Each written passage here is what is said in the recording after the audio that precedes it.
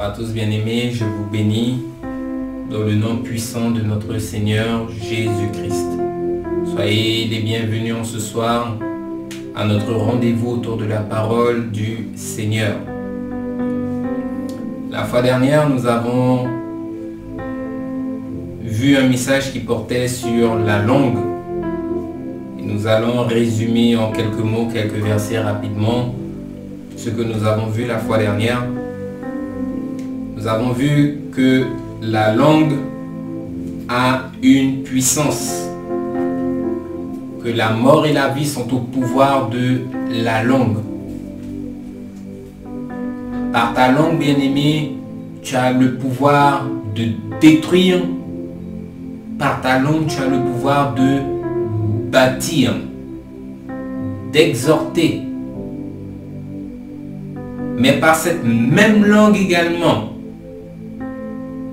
tu as la possibilité, bien-aimé, de faire pécher tout ton être. La langue, bien-aimé, est ce petit membre que nous utilisons chaque jour et qui dirige nos vies.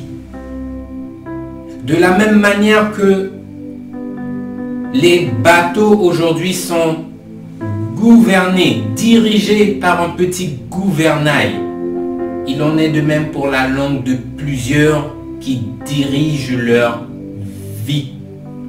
Et la Bible nous dit, bien aimé, que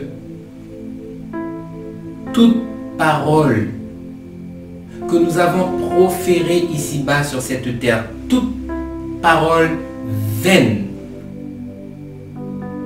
il va falloir que toi et moi nous puissions rendre compte un jour.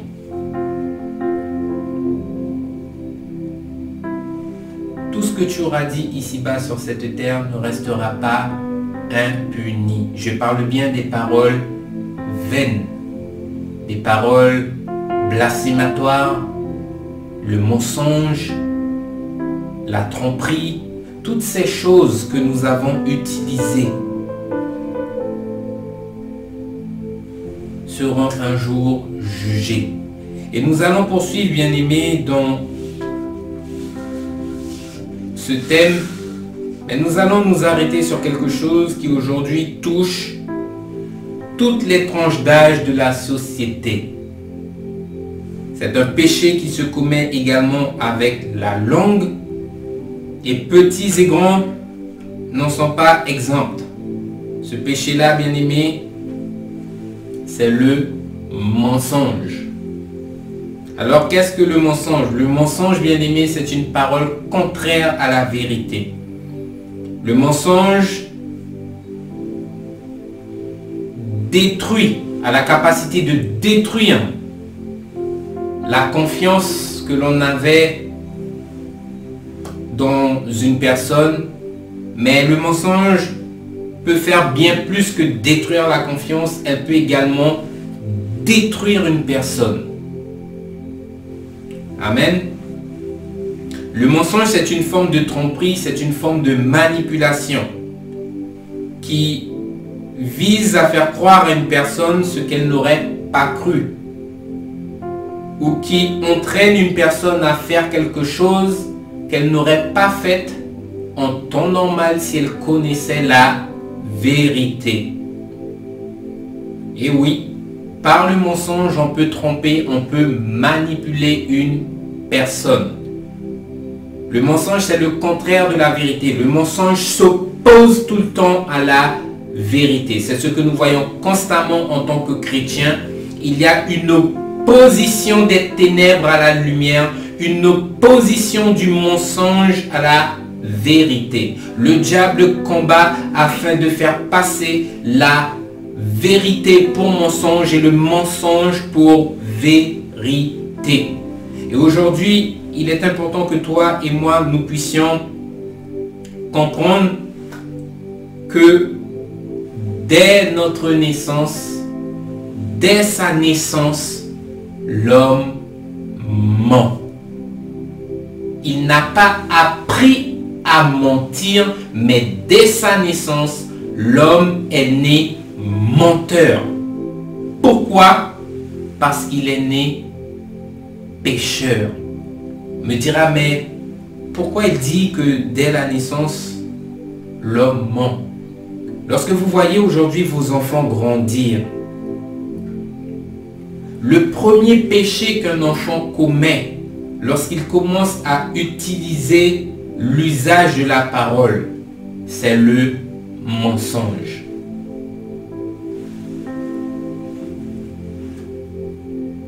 Qui c'est qui a mangé le gâteau sur la table? Est-ce que c'est toi? Non, c'est pas moi maman. Non, c'est pas moi papa. Et pourtant tu regardes ton enfant a tout autour de sa bouche les traces de chocolat. Mais lorsque nous regardons bien, c'est pas toi en tant que parent qui a appris à l'enfant à mentir. L'enfant développe ces choses en grandissant tout simplement parce que le péché agit en lui. Amen. Et peu importe qui nous sommes, peu importe ce que nous faisons chaque jour, il n'y a aucune personne sur terre, pardonnez-moi, qui aime qu'on lui mente. Personne n'aime être en compagnie d'un menteur et personne n'aime qu'on lui mente. Alors à combien plus forte raison, bien-aimés, imaginez votre Père qui est dans les cieux. Il n'aime pas voir ses enfants mentir, mais il n'aime pas voir également ceux qui sont dehors pratiquer le mensonge. Et c'est cela que nous allons voir en ce soir, bien-aimés. Mais avant toute chose, je vous invite à incliner la tête afin de remettre ce temps et ce moment entre les mains du Seigneur. Amen. Éternel Dieu, 3 fois saint, Dieu tout-puissant, nous te glorifions, nous t'exaltons ce soir, Seigneur, pour l'opportunité qui nous est accordée par ta grâce de pouvoir nous réunir encore une fois, Seigneur mon Dieu, autour de ta parole. Nous te disons merci, Seigneur mon Dieu, pour l'instruction, Seigneur mon Dieu, qui nous sera donnée en ce soir. Veuille, Seigneur mon Dieu, nous aider, Seigneur, à recevoir ta parole, à ne pas endurcir nos cœurs, Seigneur mon Dieu, parce que tu appelles, Seigneur mon Dieu, tout homme à rechercher ce qui est juste et droit et à revenir, Seigneur mon Dieu, de toute sa mauvaise voie. C'est pour cela, Père éternel, que je te demande pardon pour mes fautes et mes offenses, que je te demande pitié, Seigneur Dieu Tout-Puissant, pour ton peuple, pour tous ceux et celles qui sont là, Seigneur mon Dieu, et pour tous ceux et celles qui sont également connectés, Seigneur mon Dieu, afin de recevoir, Seigneur mon Dieu, ta parole. Seigneur, puisses-tu agir dans nos cœurs, et puisses-tu, Seigneur mon Dieu, nous éclairer en ce soir dans le nom de Jésus. Nous te demandons pitié pour nos fautes et nos offenses de ce jour. Là où nous avons été trouvés contraires, Seigneur mon Dieu, faisant ce qui est contraire, Seigneur, à ta volonté. Pardonne-nous, Seigneur. Pardonne-nous pour nos fautes et nos offenses. Pardonne-nous pour nos maladresses. Pardonne-nous pour toute pratique, Seigneur mon Dieu, qui ne t'a pas glorifié, qui ne t'a pas rendu témoignage dans le nom de Jésus. Seigneur, je m'en remets moi-même entre tes mains. Viens, Seigneur mon Dieu, prendre le contrôle de ce temps et de ce moment, et qu'au travers, Seigneur mon Dieu, de cette œuvre, que ton peuple, Seigneur mon Dieu, puisse être édifié en ce soir. Que ce ne soit pas, Seigneur mon Dieu, la chair elle-même qui parle, parce que de moi-même, Père, je n'ai rien, Seigneur, à transmettre. Je n'ai rien, Seigneur mon Dieu, à communiquer, Seigneur mon Dieu, à tes brebis. Alors, Seigneur, je t'en supplie, par ton esprit, prends le contrôle et que ta parole, ta vérité soit proclamée dans le nom de Jésus. Amen.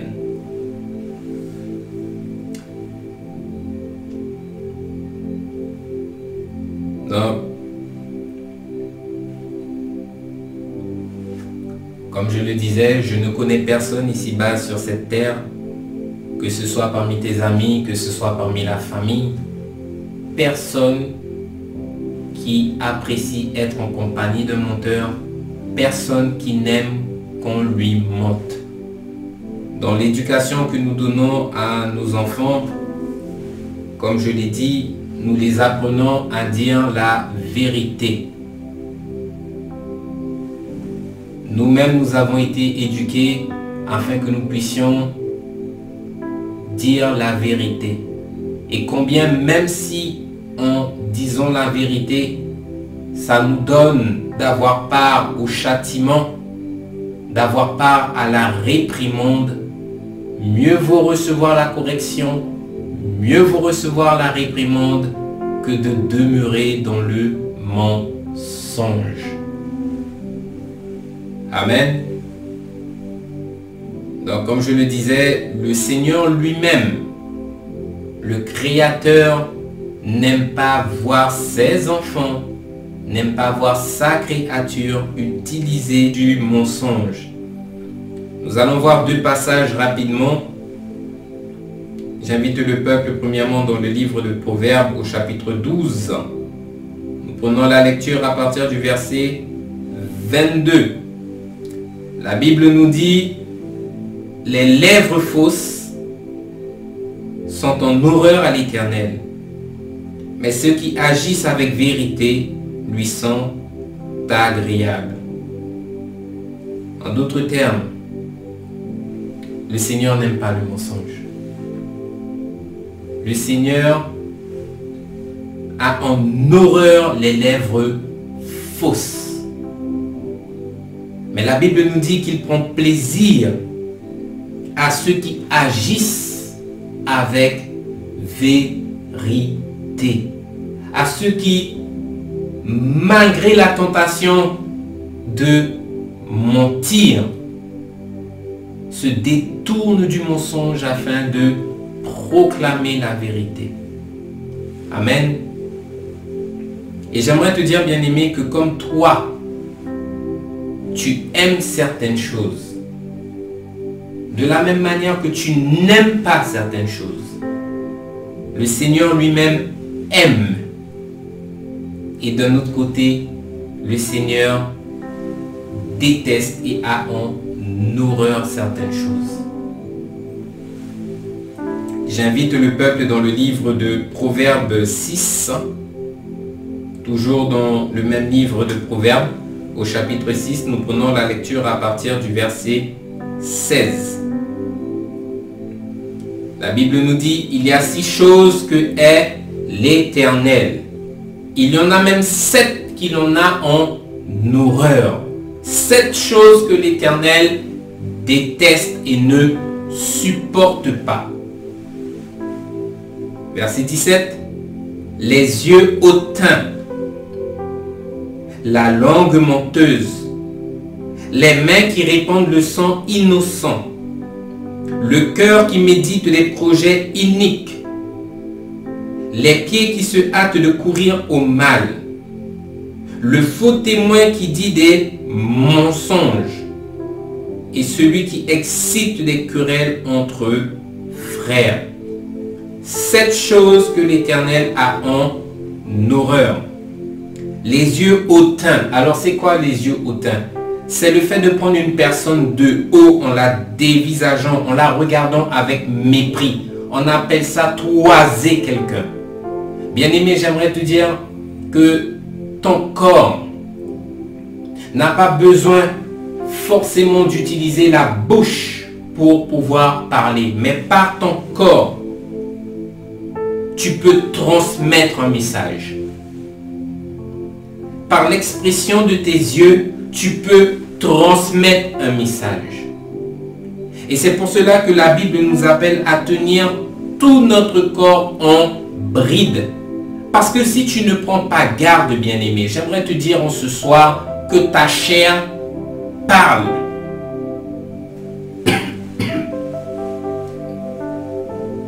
La langue menteuse, c'est la langue qui ne cesse de répandre le mensonge. Les mains qui répandent le sang innocent, ce sont des personnes qui se plaisent dans toutes sortes de mauvaises actions, dans toutes sortes de crimes où le sang coule ils aiment ces choses. Et la Bible nous dit que le Seigneur en a horreur. Il a horreur des mains qui répandent le sang. Le cœur qui médite des projets iniques, des projets injustes. Jour et nuit, tu médites en ton cœur quel mauvais plan tu mettras en place pour pouvoir, par exemple, te venger d'une personne. C'est un exemple. Les pieds qui se hâtent de courir au mal. Les personnes qui, au lieu de reconsidérer leur voie, continuent à appuyer sur le champignon pour pouvoir continuer à mal faire. Mal faire. Mal faire. À aucun moment, ils ne s'interrogent pour se dire « Ce que je m'apprête à faire est mal. » Mais non, ils continuent à courir parce qu'ils se plaisent à faire ce qui est injuste. Le faux témoin qui dit des mensonges. On a tous connu quelqu'un qui, lorsqu'une situation est arrivée, il y a un témoin bizarre qui arrive, on ne sait pas d'où il sort, il n'était pas là, et il commence de son propre chef à ouvrir la bouche pour pouvoir donner son opinion sur quelque chose qu'il n'a pas dit, à raconter ce qu'il n'a pas vu. Le faux témoin qui dit des mensonges. Il y en a plein de faux témoins qui se sont élevés contre le Seigneur Jésus-Christ. Amen. Celui qui excite les querelles entre frères. C'est une personne qui est là pour apporter la zizanie, qui est là pour apporter le trouble. Il n'est pas là pour pouvoir apporter la paix, mais il est là pour quotidiennement jeter de l'huile sur le feu. Et la Bible nous dit que l'Éternel a horreur de ces choses. Alors sur ces 7 points que nous venons de lire, il y en a 3 bien-aimés qui nous intéressent en ce soir. C'est la langue menteuse, le faux témoin qui dit des mensonges et celui qui excite des querelles entre frères. Alors pourquoi ces 3 points? Parce qu'au travers de ces 3 points, il y a un petit membre qui rentre en jeu. C'est cette fameuse langue qui se trouve à l'intérieur de notre bouche. Cette langue qui, malheureusement, nous n'arrivons pas à tenir en bride. Rappelez-vous, dans ce que nous avons vu précédemment, la Bible nous dit qu'on peut dompter toute espèce d'animaux. Mais la langue, personne ne peut la dompter. Et aujourd'hui, que ce soit dans l'Église de Christ, que ce soit dehors dans le monde, tous nous utilisons l'art du mensonge. Au milieu de l'Église, ces choses se passent. Alors que le Seigneur t'appelle, toi, enfant de lumière, à proclamer ce qui est vrai, à proclamer ce qui est juste, à proclamer ce qui est droit.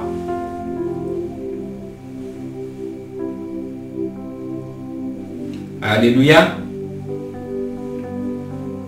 La Bible nous dit que celui qui pratique le mensonge, il a pour père le diable. Le Seigneur identifie le mensonge comme appartenant au diable. Quiconque pratique le mensonge est du diable, nous dit la Bible. J'invite le peuple dans le livre de Jean. Nous prenons la lecture, Jean 8.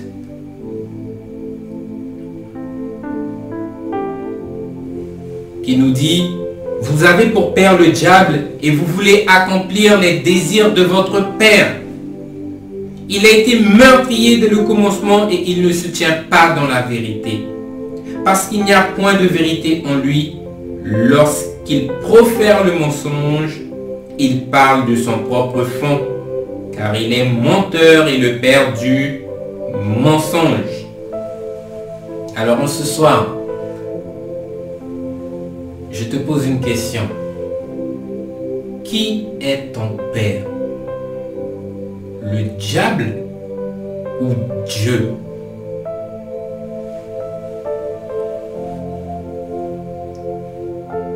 Depuis que nous lisons l'Ancien Testament, bien-aimés, nous voyons que depuis que le Seigneur a donné les 10 commandements à Moïse, qu'il y a parmi les 10 commandements un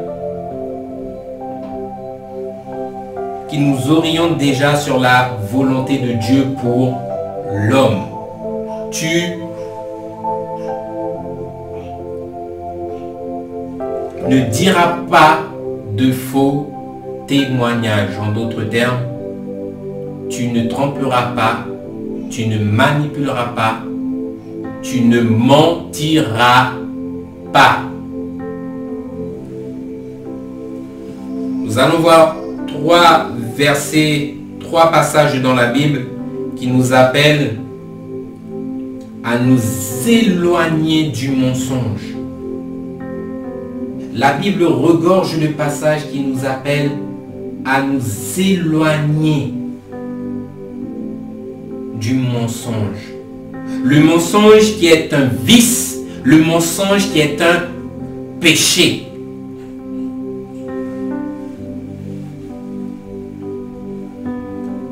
J'invite le peuple dans le livre de Zacharie.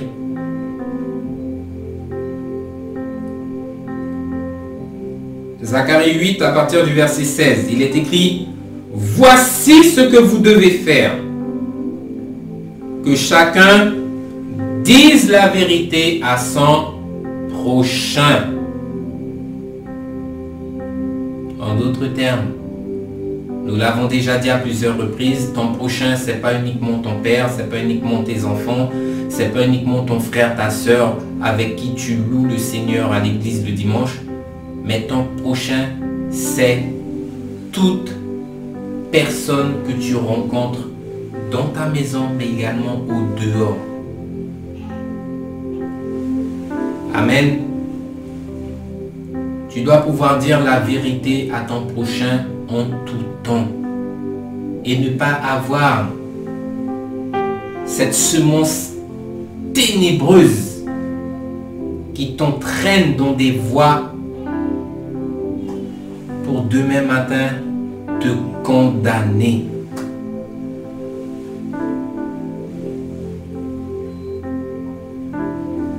Donc Zacharie 8, 16, c'est un premier passage. Nous prenons le deuxième passage dans le livre d'Éphésiens au chapitre 4, à partir du verset 25, qui nous dit: c'est pourquoi renoncez au mensonge et que chacun de vous parle selon la vérité à son prochain.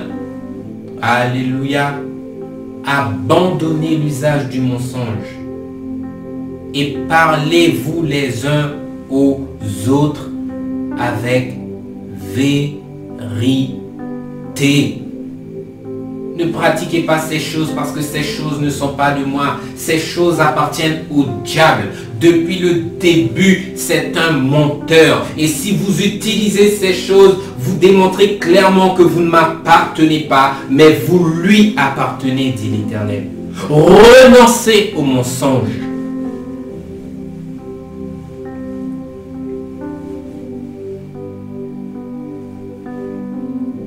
Troisième passage dans le livre de Colossiens au chapitre 3, nous prenons la lecture à partir du verset 8, qui nous dit: maintenant, renoncez à toutes ces choses, à la colère, à l'animosité, à la méchanceté, à la calomnie et aux paroles équivoques qui pourraient sortir de votre bouche.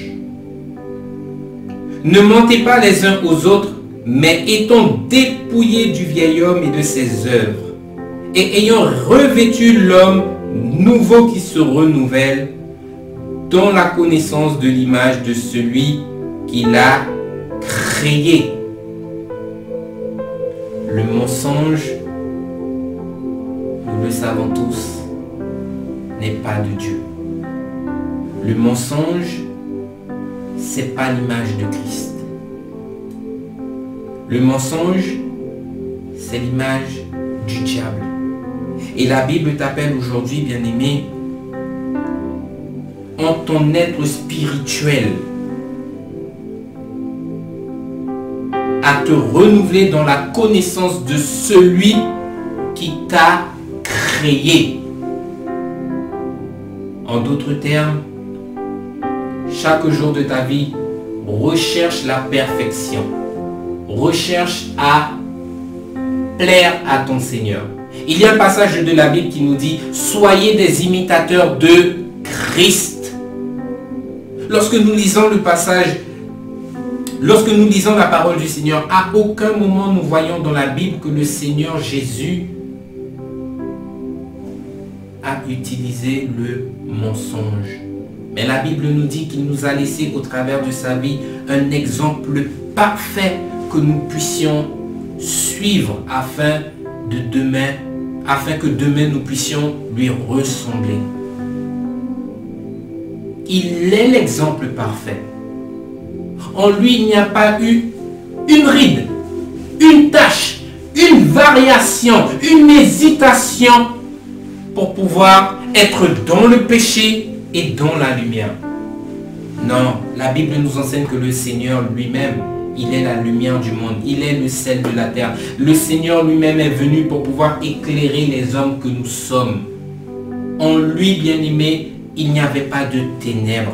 C'est pour ça que c'est une valeur sûre pour nous de suivre le Christ. Parce que jamais, bien-aimé, le Christ ne te mentira si tu le suis, lui.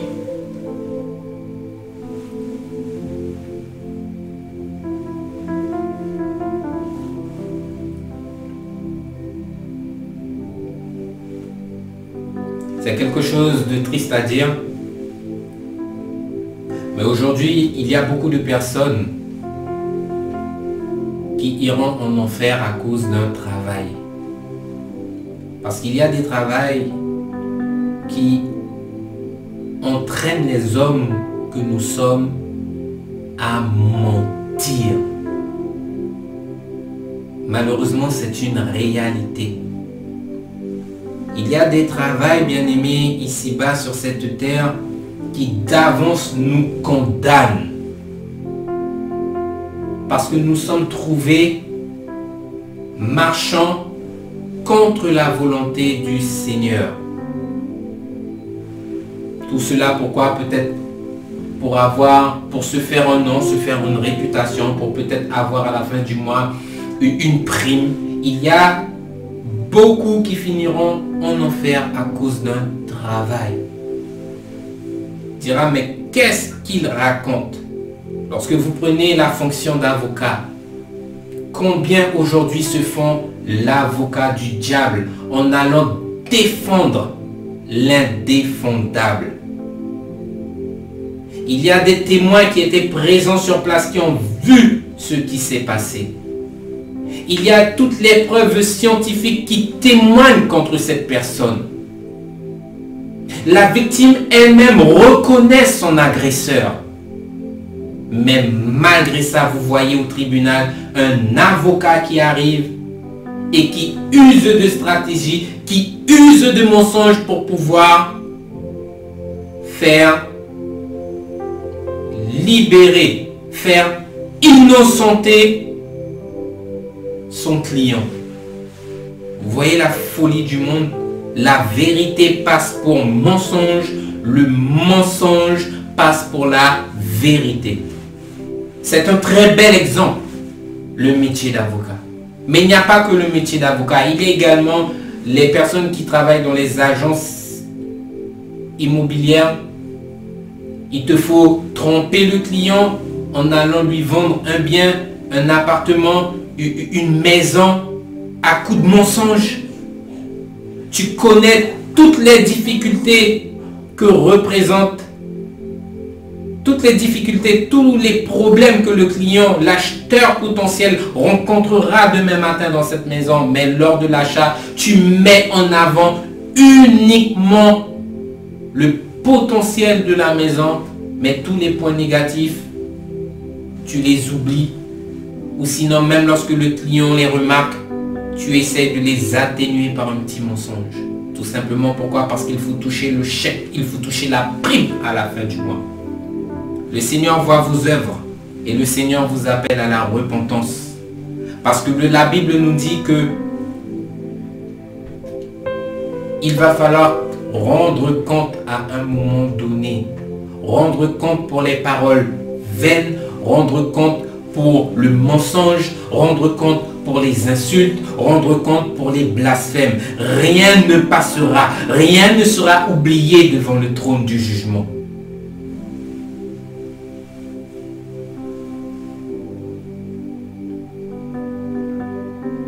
Et en plus du travail, il y a également la participation au péché d'autrui. On dira, mais comment? Nous allons le voir tout de suite. J'invite le peuple dans le livre de Lévitique. C'est au tout début de l'Ancien Testament. Vous avez le livre de la Genèse, le livre d'Exode et vous tombez tout de suite sur le livre de Lévitique. Lévitique au chapitre 19, nous prenons la lecture à partir du verset 17. Le verset 17 qui nous dit: tu ne haïras point ton frère dans ton cœur. Tu auras soin de reprendre ton prochain. Regardez la dernière parole du verset qui nous dit: et tu ne te chargeras point d'un péché à cause de lui.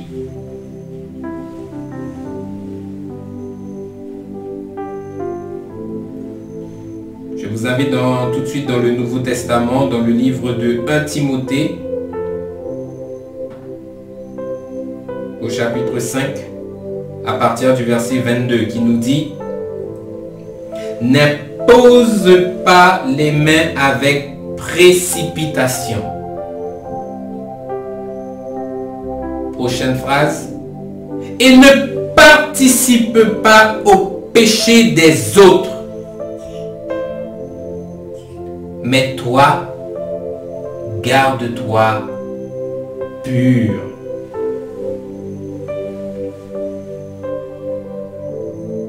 J'aimerais dire aux bien-aimés que vous ne devez pas vous laisser entraîner dans la folie des autres.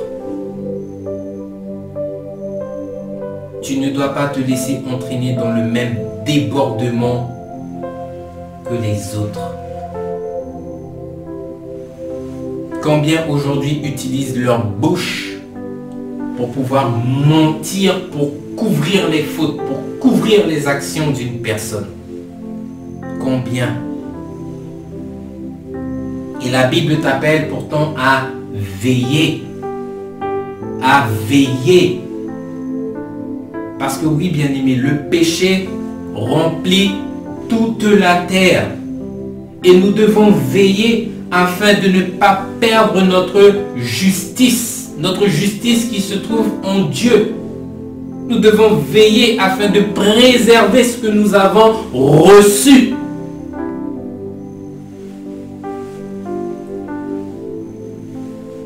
Je donne un exemple.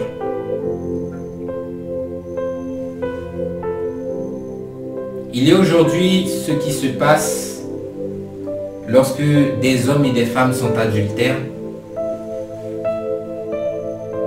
Elles vont jusqu'à impliquer des amis dans leurs actes. Tu laisses ta femme chez toi le soir de 20h à 22h. Et tu sais qu'en rentrant à la maison, que ta femme te demandera où est-ce que tu étais. Certaines personnes ont déjà pris les devants en appelant un ami, une amie. Si jamais ma femme, si jamais mon mari t'appelle, tu lui diras que j'étais chez toi de 20h à 22h en train de jouer à la belote. Tu rentres chez toi, première phrase de ta femme lorsque tu franchis la porte. Première phrase de ton mari lorsque tu franchis la porte. Tu étais où? Ben, j'étais chez Jean-Marc en train de jouer à la belote. Ben, j'étais chez Elodie en train de parler avec elle. Si tu ne me crois pas, appelle-le. Si tu ne me crois pas, appelle-la. Tu appelles la personne pour pouvoir te renseigner. Et cette même personne qui n'est pas au courant de ce que tu faisais de 20h à 22h, ouvre la bouche pour te mentir à toi. Et dans le passage que nous venons de lire, le Seigneur est très clair. Garde-toi pur. Ne participe pas au péché d'autrui. Et quand je lis ce passage-là, ces deux passages que nous venons de lire, dans Lévitique 19, 17, dans 1 Timothée 5, 22, il ne s'agit pas uniquement du mensonge. Combien aujourd'hui se retrouvent impliqués dans des situations où ils se retrouvent à participer dans le mensonge ou sinon dans la folie des autres.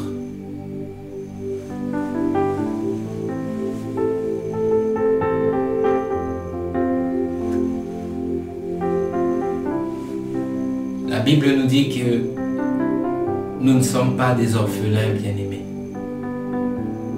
Bien que Jésus soit remonté vers le Père, nous avons un Saint Consolateur, nous avons l'Esprit Saint qui est là pour nous aider à discerner les pièges, discerner les ruses du diable. Parce que le diable jusqu'à la fin ne cessera de vouloir pervertir ceux et celles qui chaque jour recherchent à ressembler à Christ. C'est le désir du diable de t'attirer loin du royaume. Le diable est là pour souiller ton salut. Il est là pour te faire perdre ton salut. Et l'Esprit lui-même nous aide dans cette tâche, nous aide dans ce combat, nous aide dans ce processus, non seulement à nous purifier, non seulement à nous préserver, non seulement à nous préparer. C'est là sa mission, c'est là son ministère, nous aider à nous préparer en renonçant à toutes ces choses mondaines, à toutes ces choses charnelles. Abandonner l'usage du mensonge. Il y a ce que l'on appelle également dans le monde des mensonges blancs. Ce sont des mensonges que nous utilisons tous quotidiennement. Et c'est même recommandé d'en utiliser. Vous vous imaginez des mensonges blancs. Alors qu'ils soient blancs, qu'ils soient rouges, qu'ils soient noirs, il n'en demeure pas moins, bien aimé, que c'est un mensonge. Et tout mensonge est un péché. L'homme aujourd'hui veut graduer le péché devant le Seigneur. Si j'ai menti, mais c'est un petit mensonge. Hein. Chaque petit mensonge emmène un autre mensonge derrière. Tu surenchéris avec un autre mensonge encore plus grand. Le mensonge n'est pas comparable à un meurtre. Le mensonge n'est pas comparable à un viol. Mais tout péché reste un péché.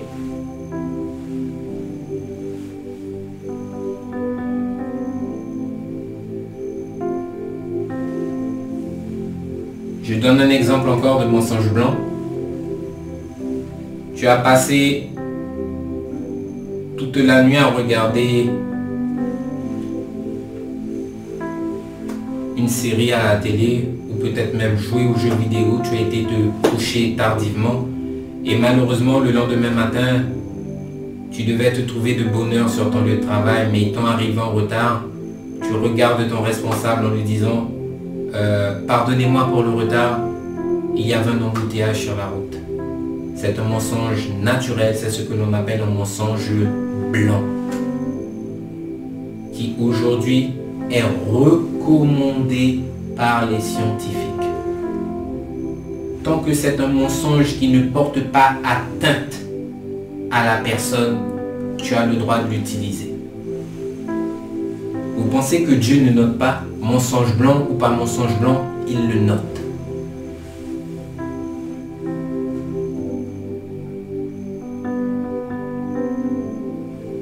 Et j'aimerais te dire, bien-aimé, en ce soir, que toute personne qui se livre à cet acte ne rentrera pas dans le royaume. Ce n'est pas le pasteur qui le dit, mais c'est la parole elle-même qui nous décrit toutes les caractéristiques des personnes qui ne rentreront pas dans le royaume. Alors on peut dire qu'on est sauvé par, c'est par grâce que l'on est sauvé, que le Seigneur a payé afin que nous puissions tous demain matin demeurer auprès de lui. Bien aimé, si c'était facile, on n'aurait pas eu besoin de la grâce. Si c'était si facile, le Seigneur est mort pour nous, nous pouvons continuer dans notre péché, nous pouvons continuer à mentir, nous pouvons continuer à pratiquer l'immoralité sexuelle, nous pouvons continuer à tuer du monde, c'est normal, hein. Malgré toutes ces choses, on héritera du royaume. C'est pas comme ça que cela se passe. On ne cessera de dénoncer ça. L'enseignement erroné, l'enseignement falsifié que vous recevez, cet enseignement apostasique ne vous entraînera pas, bien-aimé, au royaume, mais vous attirera et vous entraînera vers l'enfer.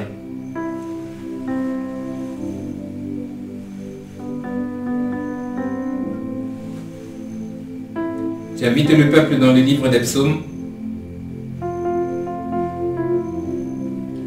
Le psaume 101.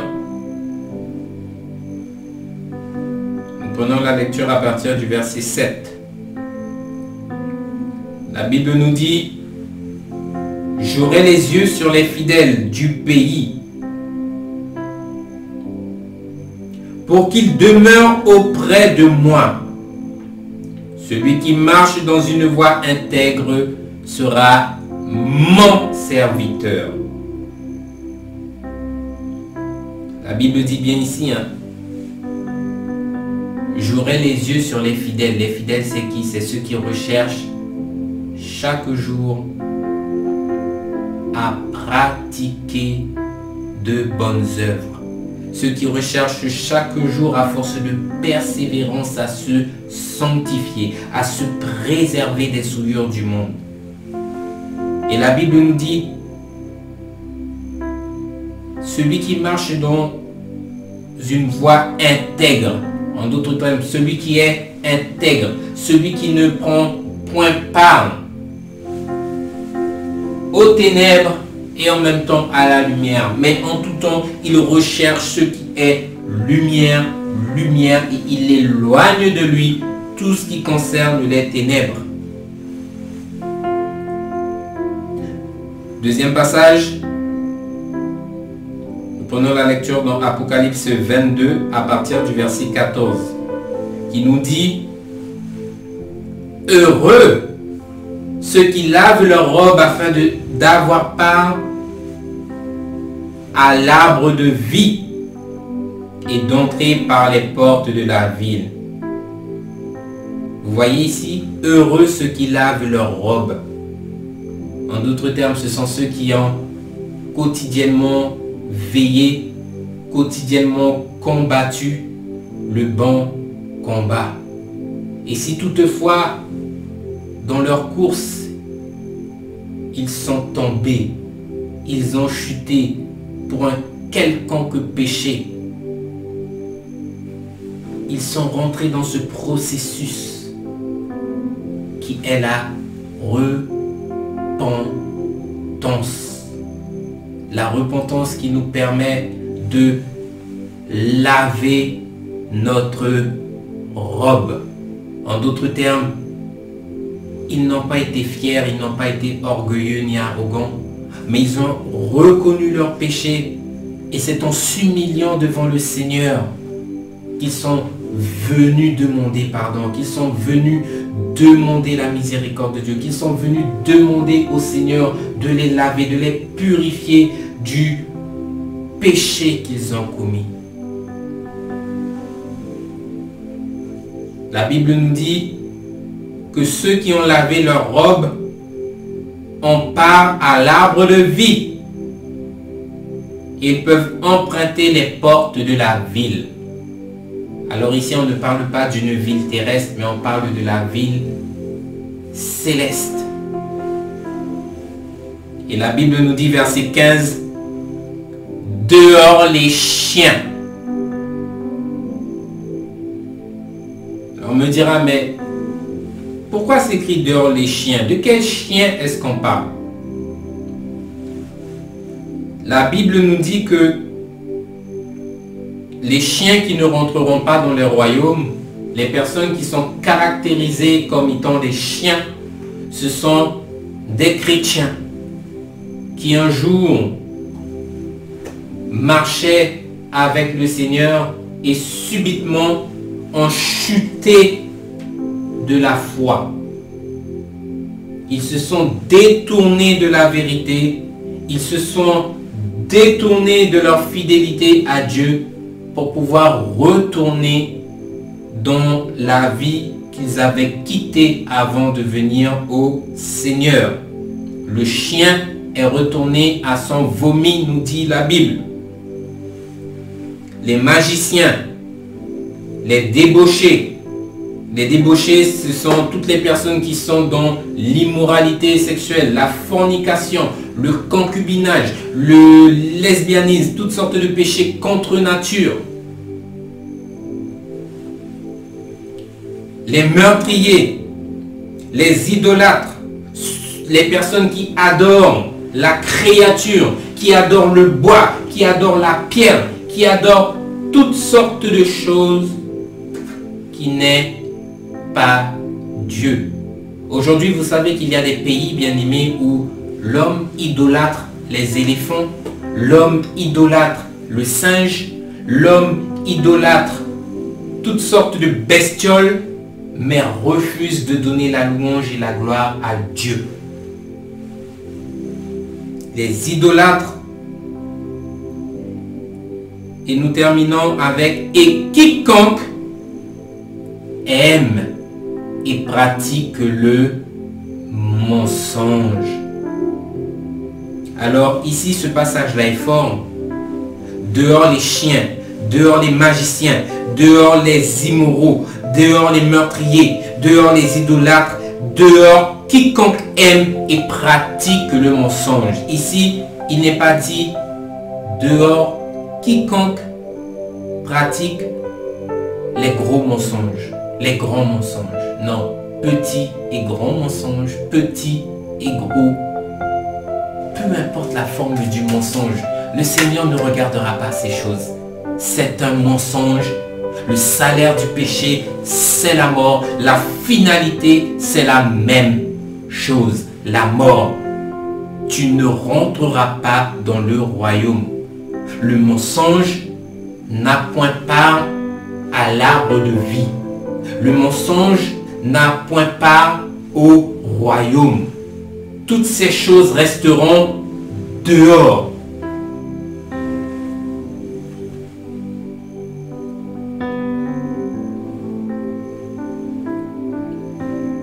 Apocalypse 21.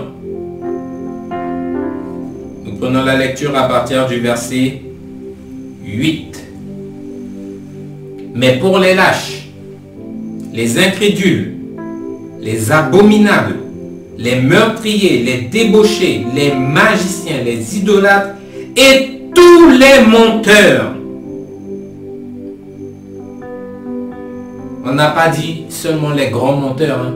On a dit et tous les menteurs. Leur part sera dans l'étang ardent de feu et de soufre, ce qui sera la seconde mort. Alors ici, pourquoi on met l'accentuation sur « et tous les menteurs ».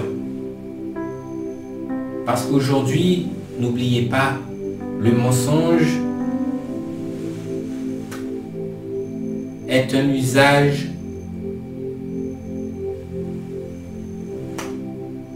utilisé, bien aimé, par tout le monde. Le mensonge est utilisé par les enfants. Le mensonge est utilisé par les adultes. C'est pour cela que la Bible nous dit « et tous les menteurs ».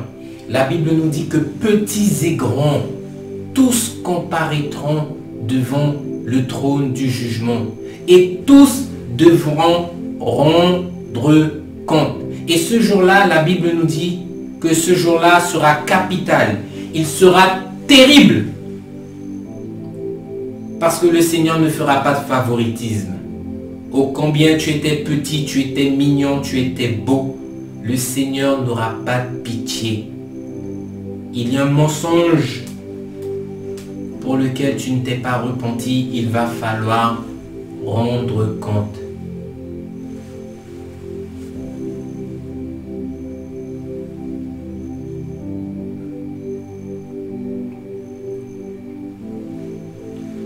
Le péché, lorsqu'il est consommé, produit la mort. Et le salaire du péché, c'est la mort.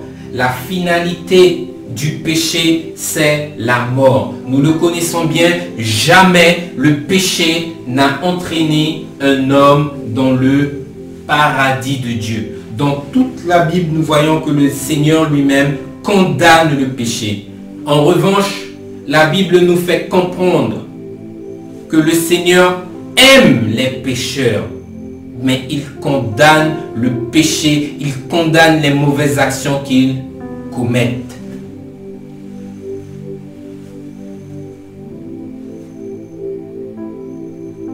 Nous louons un Dieu patient, un Dieu riche en bonté, un Dieu lent à la colère, un Dieu d'amour. Mais nous oublions par moments que le Seigneur est justice et que le Seigneur juge le péché. J'invite le peuple dans le livre des Actes, Actes des Apôtres, au chapitre 5. Nous allons prendre la lecture à partir du verset 1. Pour bien comprendre, bien aimé, qu'un péché, c'est un péché. Et que le Seigneur ne regarde pas ton petit péché différemment d'un grand péché. C'est la même sentence pour tout péché, la mort. Actes des Apôtres, acte 5 à partir du verset 1. Ce passage s'intitule Ananias et Saphira. Verset 1. Mais un homme nommé Ananias avec Saphira sa femme vendit une propriété et retint une partie du prix.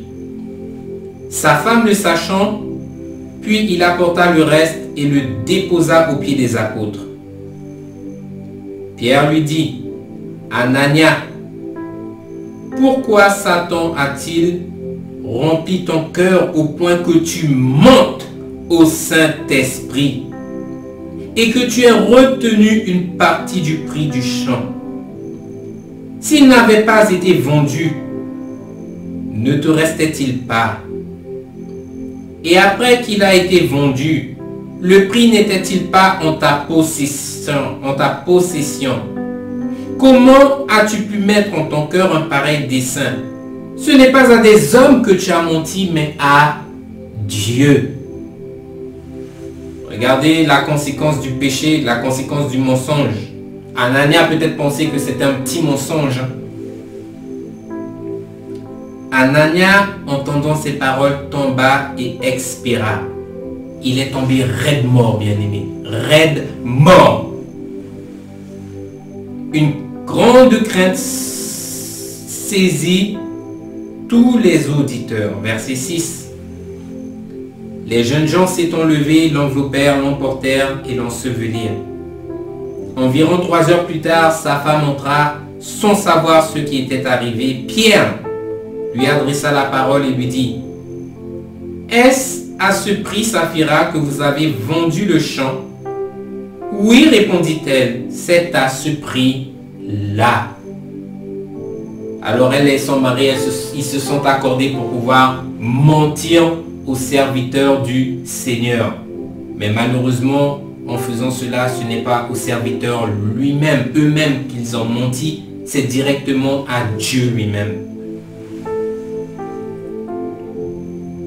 Alors Pierre lui dit, verset 9, comment vous êtes-vous accordés pour tenter l'Esprit du Seigneur? Voici, ceux qui ont enterré ton mari sont à la porte et ils t'emporteront. Au même instant, elle tomba au pied de l'apôtre et expira. Les jeunes gens étant entrés la trouvèrent morte. Ils l'emportèrent et l'ensevelirent auprès de son mari. Ici, bien-aimés, vous avez, dès le début de la fondation de l'Église, le Seigneur lui-même était à l'œuvre afin de bâtir son Église. Et voici qu'au milieu de l'Église arrive cette légèreté, le mensonge d'un serviteur. La Bible nous dit que sa fin, la mort. Dieu n'a pas discuté la mort. À combien plus forte raison, toi qui pratiques ces choses aujourd'hui, prends garde à toi, bien-aimé, parce que demain, au jour du jugement, ce sera terrible.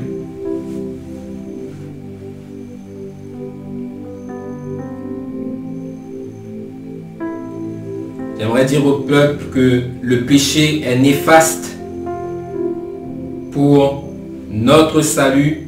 Le péché nous ferme l'accès au royaume. Le péché ne nous ouvre pas les portes du royaume, mais bien au contraire, il nous ferme l'accès au royaume. Et beaucoup aujourd'hui dans l'Église se trompent de combat en déclarant publiquement qu'ils sont enfants de Dieu, alors qu'en réalité, pardonnez-moi, ils ne savent pas ce que c'est qu'être un enfant de Dieu.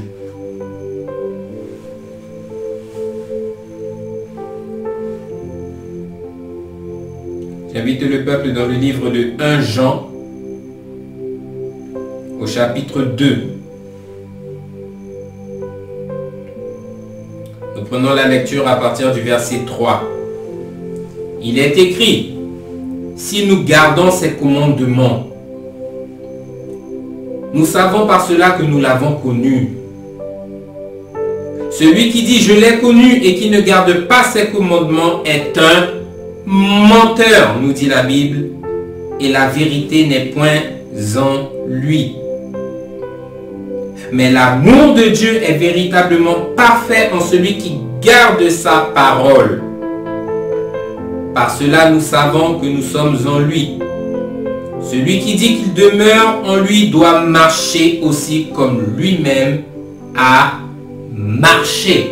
Alléluia, je dis amen à cette parole. En d'autres termes, la Bible nous dit,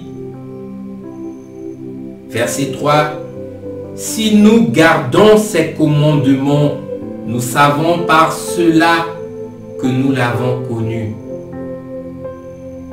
La Bible nous dit, si vous m'aimez, gardez mes commandements. Garder les commandements du Seigneur, ça veut tout simplement dire mettre en pratique la parole de Dieu chaque jour de ta vie. Il y a certaines personnes qui pensent que garder la parole du Seigneur, c'est connaître la Bible et ça s'arrête là. Non, garder la parole du Seigneur, c'est la mettre en pratique. Tu la connais, mais en plus de la connaître, tu te l'appliques. En d'autres termes, tu vis la parole. Verset 4. Mais celui qui dit je l'ai connu et qui ne garde pas ses commandements, celui qui dit je l'ai connu et qui ne pratique pas sa parole, est un menteur et la vérité n'est point en lui. Verset 6, celui qui dit qu'il demeure en lui doit marcher aussi comme lui-même a marché. En d'autres termes, le Seigneur Jésus-Christ a marché en ayant la victoire sur le péché, en ayant la victoire sur le monde, et il t'appelle toi aussi à marcher comme lui, en ayant la victoire sur le péché, la victoire sur le monde, la victoire sur toute tentation et sur toute faiblesse charnelle. Le Seigneur t'appelle à marcher et à pratiquer ce que lui-même a pratiqué. La justice, la droiture, la fidélité, la sainteté. Le Seigneur Jésus s'est gardé, il s'est préservé. Lorsque le diable venait dans le désert le tenter, le Seigneur ne disait pas oui au péché. Il fermait la porte au péché, bien-aimé.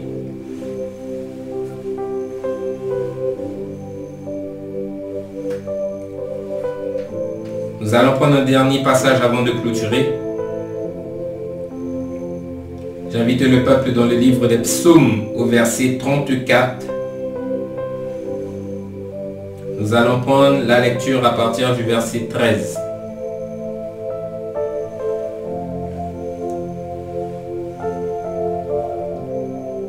Parce que oui, bien-aimés, nous devons savoir que nous ne devons pas laisser libre cours à notre langue,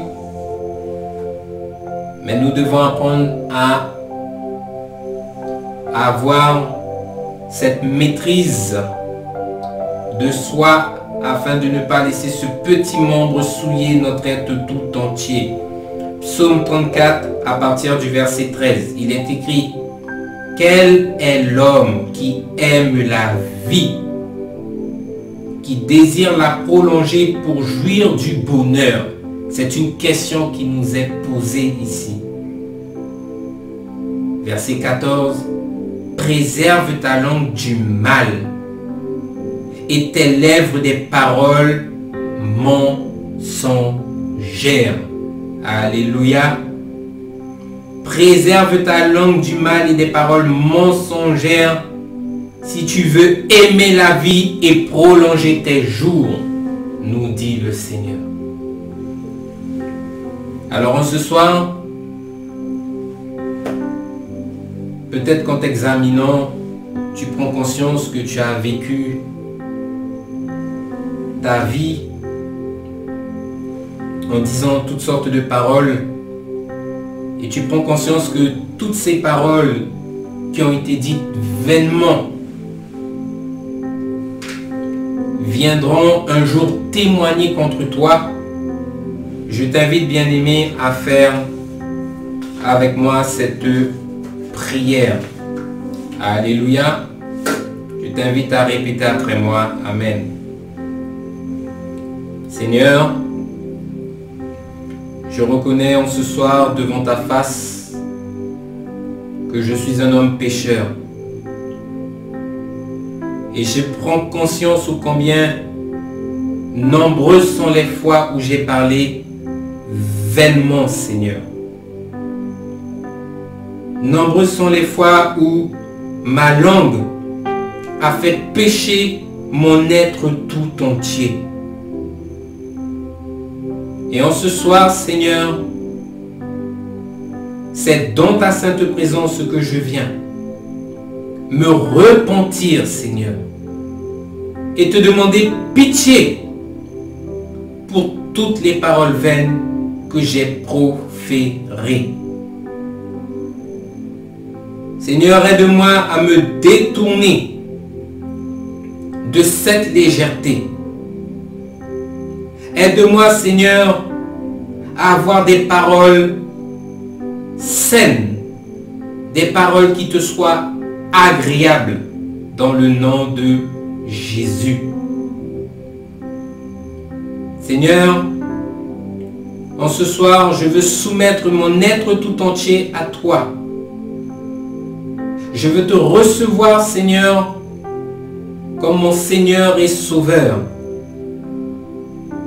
Je veux en ce soir, Seigneur, que tu puisses, par ton esprit, conduire mes pas chaque jour dans tes voies. Dans le puissant nom de Jésus, je suis né de nouveau. Bien-aimés, je vous encourage à rester accrochés au Seigneur. La parole que nous vous annonçons est une parole véritable qui trouvera son accomplissement dans vos vies. Mais mettez-le en pratique. Je ne cesserai de le dire, mettez-la en pratique. Ne résistez pas à la parole. Que Dieu vous bénisse.